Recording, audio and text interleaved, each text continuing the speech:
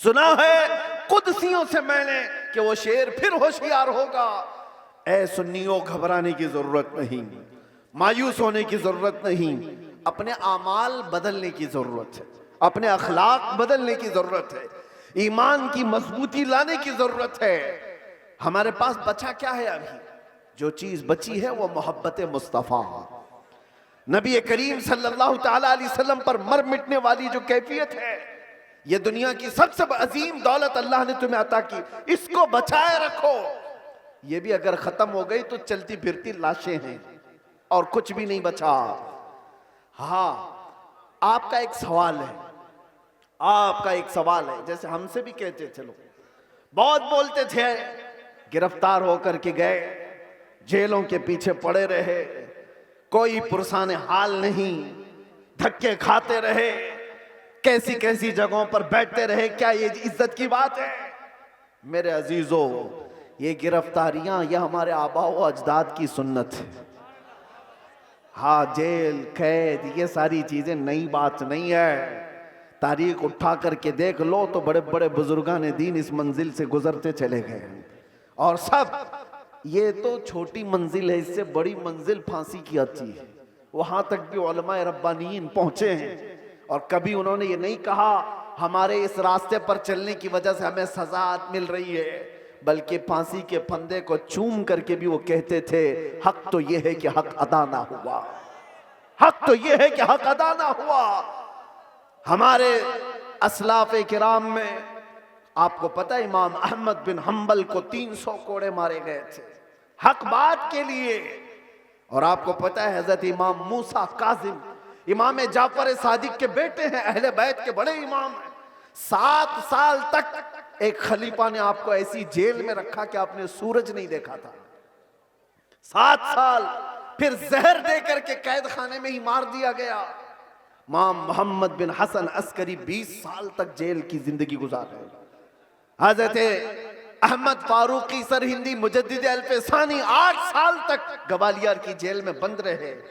अल्लामा किफायत अली काफी, इनायत अहमद काकोरवी, फजले हक खैराबादी, ये वो उलमाए रब्बानीन हैं जो अपने हक बयानी की बुनियाद पर जेल की सजाएं काटते रहे। लेकिन ये बात इसलिए मैं कह रहा हूं, जेल की सजाएं काटने के बाद न दीन पर कुछ फर्क आया, न ईमान पर कुछ फर्क आया, इसलिए कि हमारा मानना यह है इस्लाम जिंदा होता है हर करबला के बाद। इस्लाम जिंदा होता है हर करबला के बाद। कुर्बानियां अगर देने का वक्त आए तो कुर्बानियां दोगे या नहीं दोगे? हुजूर पाक सल्लल्लाहु ताला अलैहि वसल्लम के नाम पर आजमाइशें आएंगी तो उन आजमाइशों के लिए तैयार रहोगे कि नहीं रहोगे? बस मैं ये नहीं कहता कि कुछ करने के लिए, जाने के लिए, उठने के लिए, बस बात इतनी है कि संभाले रखो अपने ईमान को, और उलमाए रब्बानीन अपना काम करते रहे, हक बोलना ना छोड़ें। किसी जालिम के दबाव में आकर कभी भी वो अपनी जुबान को गूंगी ना करें, बल्कि वो हक बयान करते रहें। परेशानियां आएंगी, मसाइब आएंगे, ये तुम्हारे मरातिब को और बढ़ाते चले जाएंगे। किसी सेठ की चापलूसी में हक बयानी से आप दूर ना भागें, इसलिए कि सेठ न तुम्हें रिस्क देता है, न तुम्हें हयात देता है।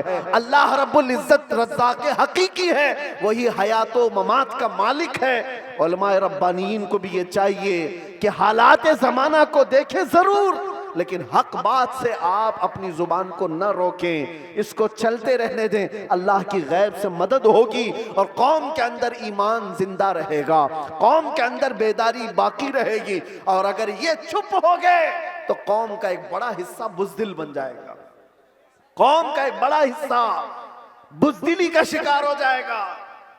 चंद उलमाए रब्बानीन ही सही, इन्हें चाहिए कि वो अपनी कुर्बानियों के लिए तैयार रहें।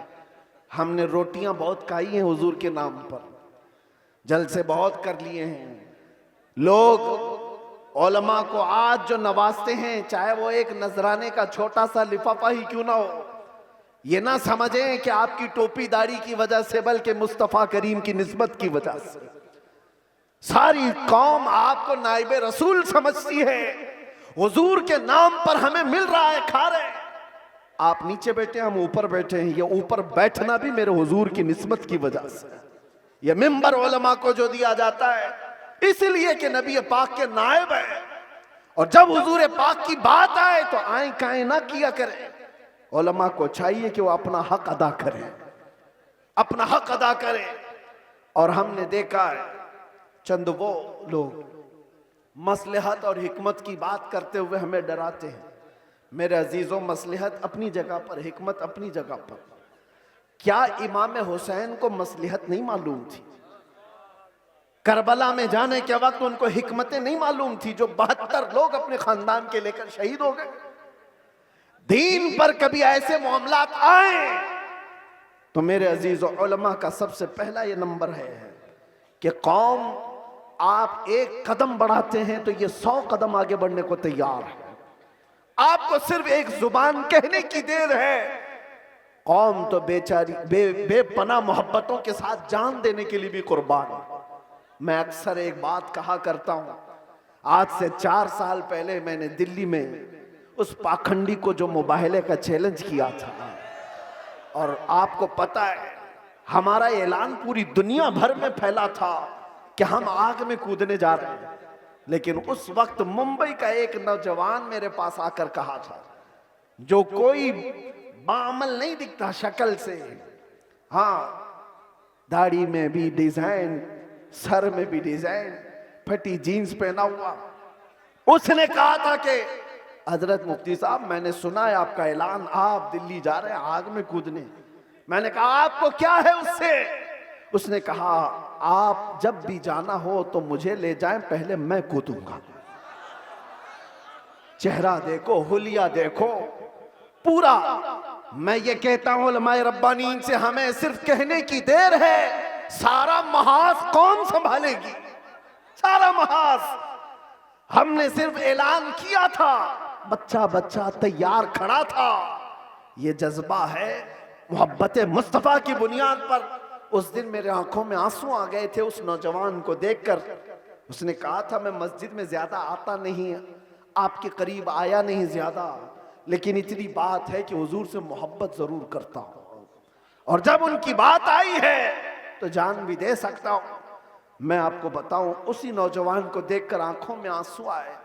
बारगाह मुस्तफा में मैंने अर्ज किया था, या रसूल अल्लाह, आपकी ये उम्मत गुनहगार हो गई, गद्दार नहीं है, गद्दार नहीं है, गद्दारी नहीं करती। तो मेरे अजीजों, इसी चीज को मैं कहता हूं, थोड़ी सी लौ देने की जरूरत है। उलमाए रब्बानीन हक बयान करें, कौम को सही सलीके से चलने का उनको निशाना दिया करें, फिर देखें इनकलाब आएगा, जरूर आएगा।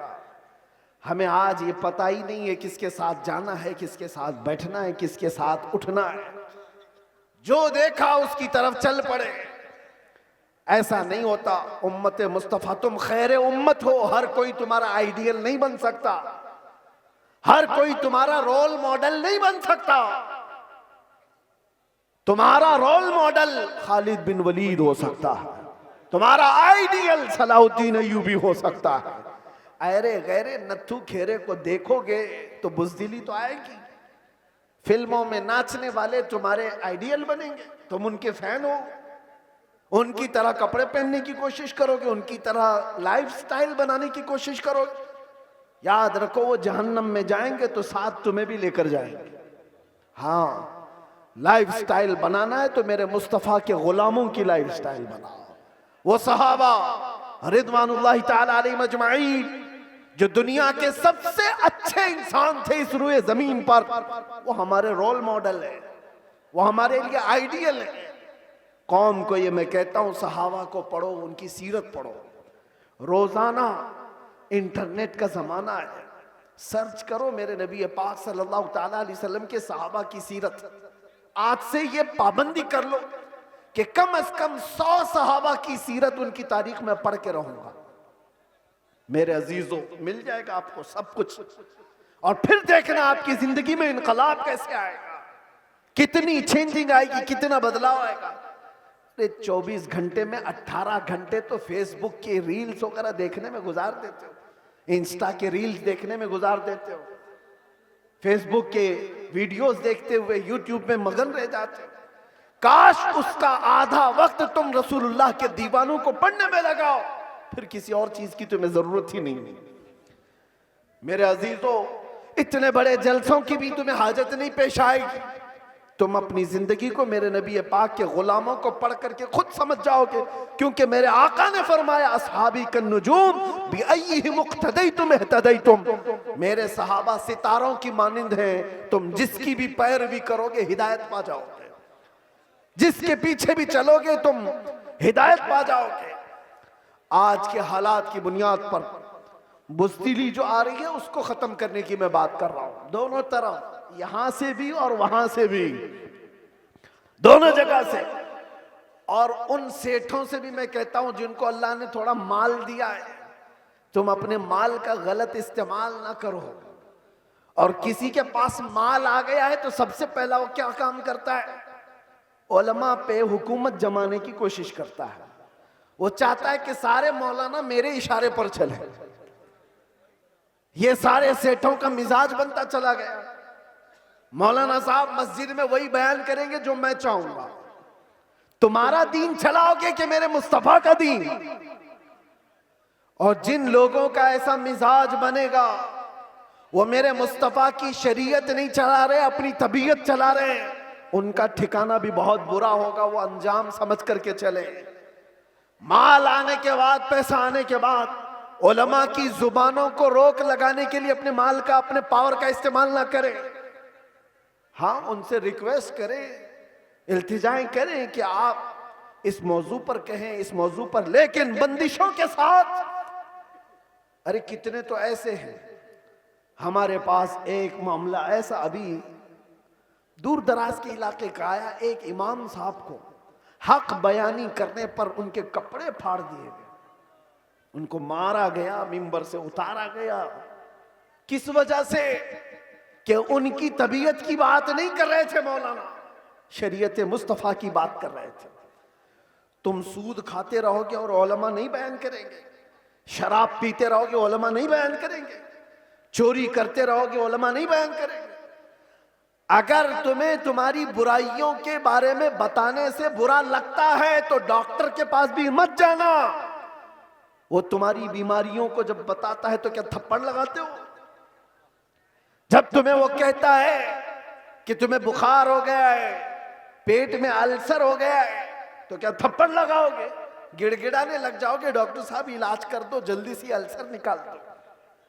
यही काम जब उलमा तुम्हारे साथ करे, रूहानी बीमारियां तुम्हें लगी हैं, तो तुम्हारे दिल में रिक्कत तारी हो जाना चाहिए और सोचना चाहिए। आओ उनके पास, कहो कि हमें इन बीमारियों से आजाद करा दो, इन गुनाहों से, इन बीमारियों से, इन बलाओं से हमें आजाद कराओ। लेकिन उल्टा है, पैसों का जोर ऐसा कि उलमा की दाढ़ियां खींच ली, उनके जुब्बे खींच लिए, उनकी इज्जतों पर उंगलियां उठाने लग गए। ये मिजाज बदलो मेरे अजीजों। और आज जलसों के सिलसिले में एक और बात मैं कह के जा रहा हूं। इंतजामिया जितने जलसे करते हैं, बाहर से आने वाले शायर, बाहर से आने वाले मुखर्रिर, ये सारे अपनी जगह पर। तुम अपनी मस्जिद के इमाम को अगर खुश नहीं रख सकते तो इन जलसों को क्या हासिल है? इन जलसों का क्या हासिल है? लाखों रुपए जमा करते हो और ये सब पे खर्चा करते हो। मस्जिद का इमाम 5,000 के लिए तरस जाता है। मोहल्ले के इमाम को समझते हो कि ये तो घर की मुर्गी है, दाल बराबर, इसको तो चलाया जा सकता है। वो तुम्हारे साथ साल के पूरे दिन रह रहा है, हम तो आधा घंटा, 1 घंटा आकर के जा रहे हैं। जो साल भर तुम्हारे साथ खिदमतें कर रहा है उसका दिल ज्यादा खुश रखो। अगर वो मुतहर्रिक नहीं होता तो तुम्हारे पास दीन का मिजाज आता कहां से? तुम्हारे बच्चे कुरान पढ़ते कैसे? अगर वो मेहनत ना करे तो अलिफ से बा तक ना आए बच्चों को, तो फिर सबसे पहला हक है उसका। ये मिजाज भी बिहार हो कि कहीं पर भी हो, मैं ये देना चाहता हूं। हम नजराने के लिए नहीं आते, एक बात याद रखें कान खोल करके। बहुत सारे लोगों ने मैं बना रखा होगा, मैं आज ऐलानन ये कहता हूं, हमारे नाम पर कोई दलाली ना करे। हमारा कोई एजेंट नहीं है जलसों के लिए। हम तारीख के लिए बहुत सारे लोग फोन करते हैं, और कितनी हमारे पास ऐसी खबरें आई कि फला ने तारीख दिलाने के नाम पर 50,000 ले लिए, 1 लाख ले लिए। कौम से मैं कहता हूं किसी को 1 रुपया भी देने की जरूरत नहीं। अल्लाह रब्बुल इज्जत ने हमें जितना अता किया वो बहुत है, बहुत है। मैंने जलसों को कभी भी जरिए माश नहीं बनाया है, अल्लाह शाहिद है, अल्लाह शाहिद है। किसी भी जगह हमने कभी कोई डिमांड नहीं किया। हाँ, खुशियों के साथ, मोहब्बतों के साथ लोगों ने जो दिया रख लिया, अलग बात है। कभी किसी से तकाजा किया हो तो मेरे सामने खड़ा होकर के बता दे, कभी नहीं। ये बात इसलिए कर रहा हूं कि अल्लाह तबारक व तआला ने जो अता किया वो बहुत है। हम अपने पैसे से सफर का खर्चा भी निकाल सकते हैं और आकर के बगैर किसी चीज के जा भी सकते हैं, हमें किसी चीज की हाजत नहीं। लेकिन आज से मैं कहता हूं मकामी उलमा को पहले खुश रखो, अगर वो खुश रहे तो दीन का मिजाज बना रहे। और अगर उनको इस हालत में रखे हो कि उनको देखो तो लगे कि यतीम है, बेसहारा है, लावारिस है, किसने इनकी हालत बना रखी है? ये जेबों पर लोगों की नजर क्यों डालने लग गए? तुमने खुश नहीं रखा। तनख्वाहों में कटौती ऐसी करते चले गए कि उनको एक एक पाई के लिए तरसाते रह गए। मैं जानता हूं कई इमाम ऐसे हैं जो मस्जिद के दिए हुए छोटे से घर में अपनी पूरी जिंदगी गुजार कर चले गए। मदरसे में मुख्तसर सी तनख्वाह पर 40 साल पढ़ाते रह गए। ये सारे खिदमात उनकी अपनी जगह पर। हाँ, कुछ लोग अगर बिगड़े हुए हों तो उलमाए सू हो सकते हैं, मैं उनकी वकालत नहीं कर रहा हूं। कौम का मिजाज बदलने की बात कर रहा हूं। कौम का भी हमें बुलाने की कोई आजत नहीं, हम अपनी जगह पर बैठे जहां से तकरीर करेंगे फैल जाएगी, आ जाएगी आप तक। मुंबई में खड़े होकर के जुमा में खिताब करते हैं तो पूरी दुनिया में फैलती है, आ जाती है। हम सिर्फ और सिर्फ बड़े इसरार की वजह से आ जाते हैं। हम ये नहीं चाहते कि आपका माल जाया हो, बर्बाद हो।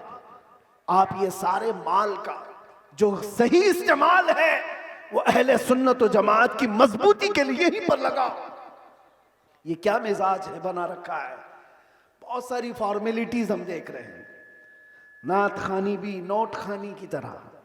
जिसको देखो उसको पैसों की तलब में अगर नात पड़ी जाती है तो वो नात नहीं रहती है, वो नात नहीं, उससे इश्क मुस्तफ़ा नहीं आता।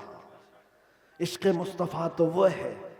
आज से तकरीबन 70 साल पहले मैंने पहले एक मैगजीन आता था माहनामा अल मीज़ान, और इस्तिकामत, माजरत माहनामा इस्तिकामत, उसमें एक चीज लिखी हुई थी।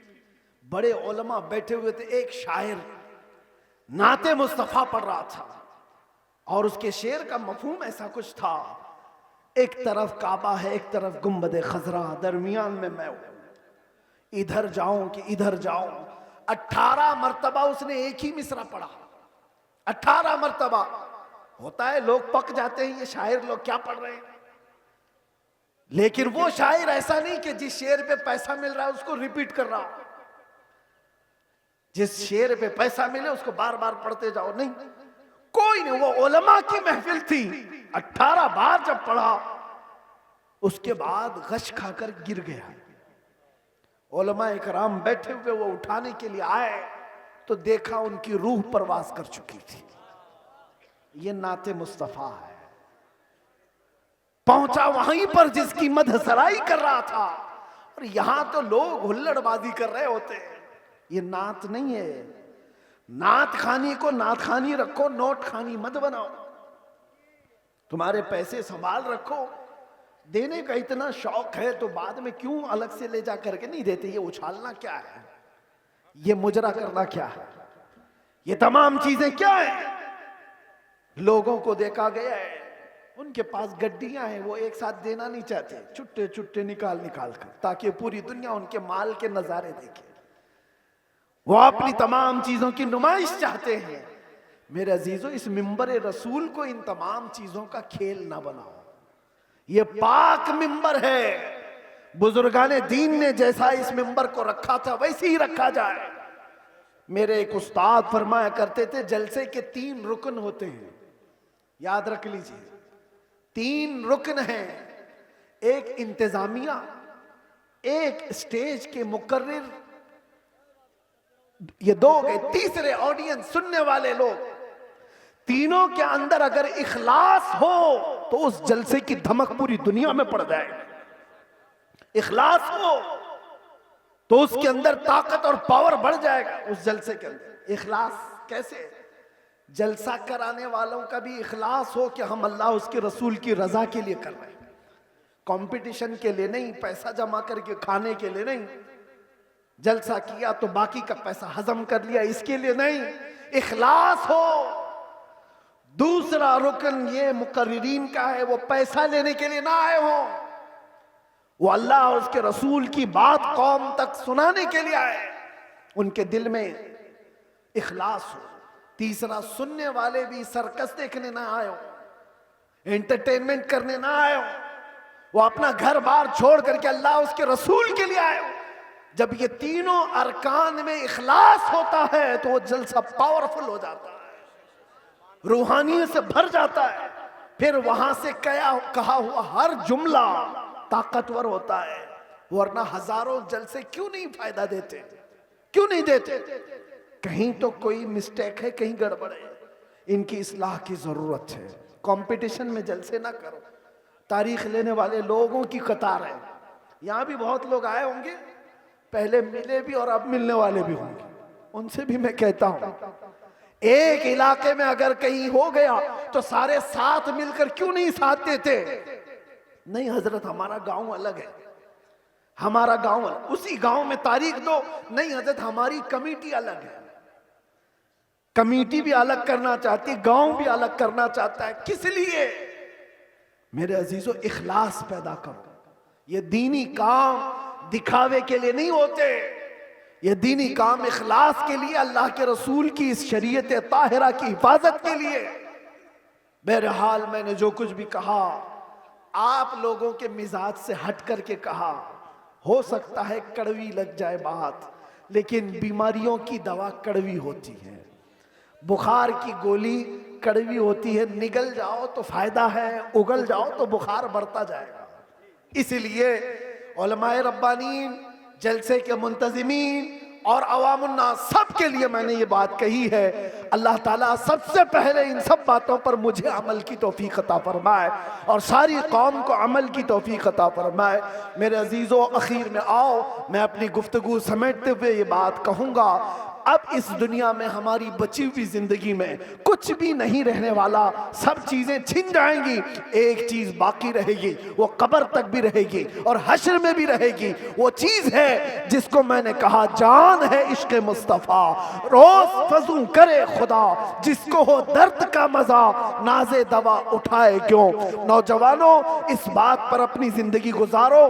तुम्हारी अपने शौक नहीं चलेंगे, तुम्हारी अपनी ख्वाहिशात नहीं चलेंगी, तुम अपनी मर्जी से यहां पर नहीं जियोगे, इसलिए कि जिंदगी तुम्हारी अपनी नहीं है। जिंदगी ये नहीं किसी की किसी के लिए, जिंदगी है नबी की नबी के लिए। ना समझ मरते हैं जिंदगी के लिए, जीना मरना है सब कुछ नबी के लिए। लब्बैक या रसूल अल्लाह, लब्बैक या रसूल अल्लाह, लब्बैक या रसूल अल्लाह। व आखिरु दावाना अनिल हम्दुलिल्लाह।